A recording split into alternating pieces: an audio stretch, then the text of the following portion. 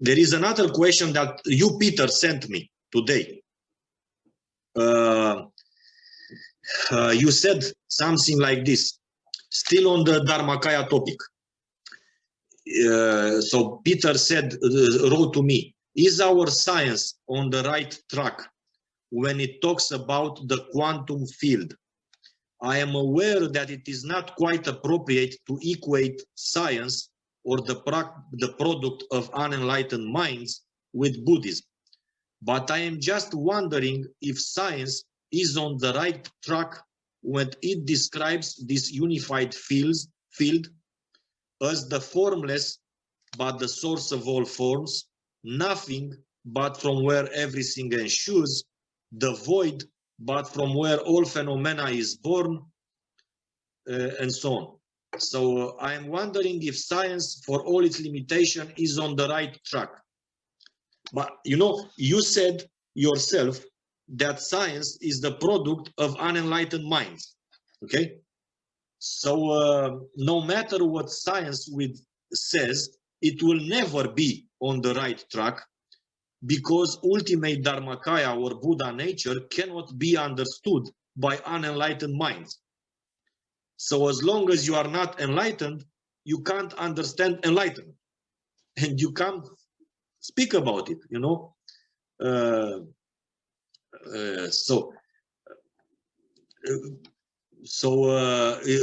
Dharmakaya cannot be discovered in the lab. You cannot discover Dharmakaya by scientific research in a lab, and then wow, you discovered, you know everything about Dharmakaya through experiments, but you still remain unenlightened. It's impossible. You will know Dharmakaya when you become enlightened, because Dharmakaya means not to know enlightenment like an object of study. So enlightenment is not an object of study that you study. No, enlightenment is something in which you dwell.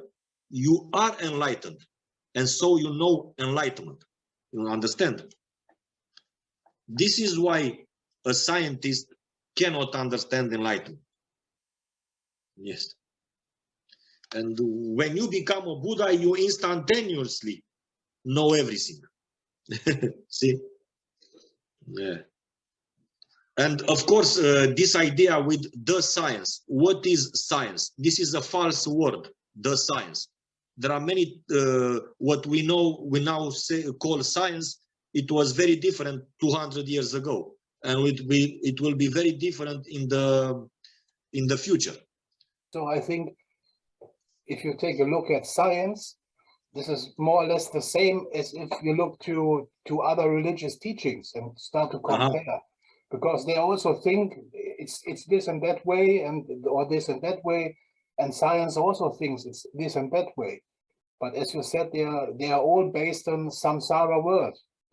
I had a discussion with a friend a long time ago, and I said he was a real believer of scientific efforts and everything. And of course, science is good. Yeah, it made progress, it brought progress to the world in many, many cases. But at least science for me is like, imagine a sandbox where children are playing in. And scientific approach is now to start to count the little pieces in the sandbox and to bring everything in order. And then they can say, okay, so many particles of sand are in this sandbox. But the Buddhistic approach is to say, hey, but you are still in that sandbox. You will never leave it. You can do everything what you want. You can invent rules, and you can count all the little particles, and you can make a castle out of sand and everything. Yes, if this is science, but it will not bring you to the truth. The truth is outside of the sandbox.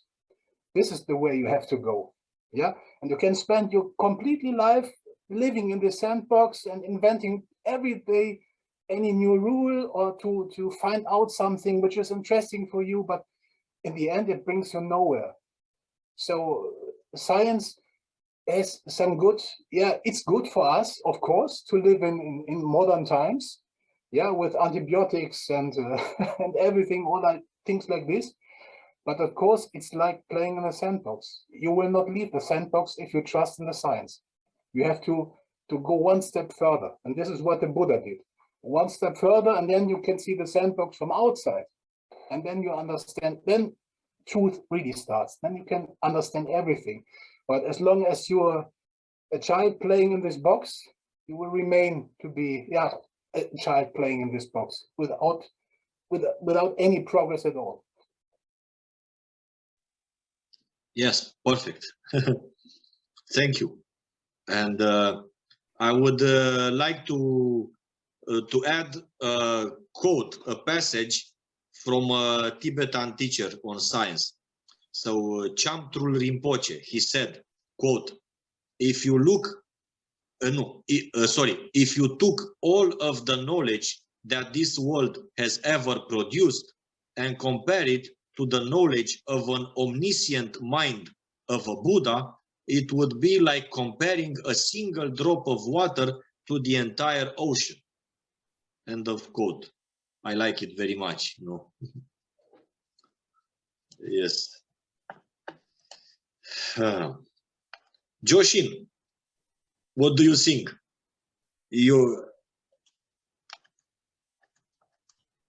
I think that's right. That's correct. You talk about science.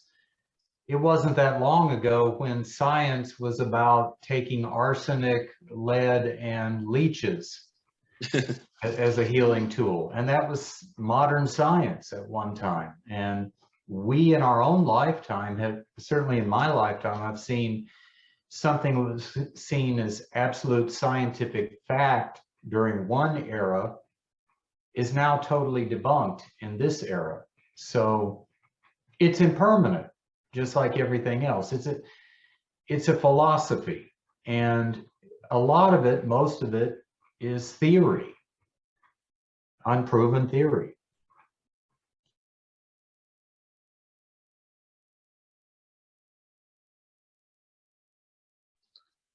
So also, so Peter, you are satisfied with the answers? With absolutely. Okay, thank you.